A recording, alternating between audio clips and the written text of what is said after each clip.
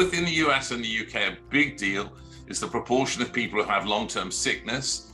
We've seen numbers, I think we were reporting in the UK of 2.5 million. I have a new paper which actually calculates the proportion of people in the US that have long COVID. The number is about 7% of US adults report at the time of interview that they have long COVID. So that impacts a lot of what's going on in the labor market.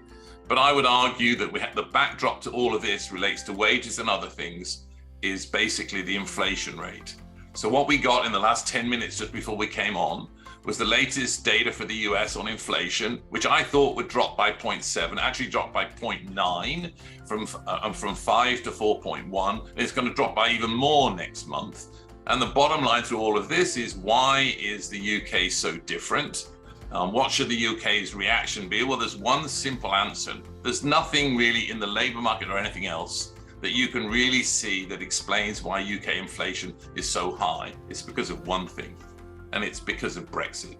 And that means that actually the ability of the Bank of England to do anything about it is extremely limited.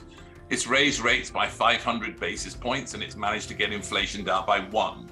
So to get it down to 2, it's probably going to have to raise rates to 25% or so, because it's had no effect whatsoever. What it has to do is to do something about Brexit. So basically what we have today is a discussion that has to really focus on the Bank of England.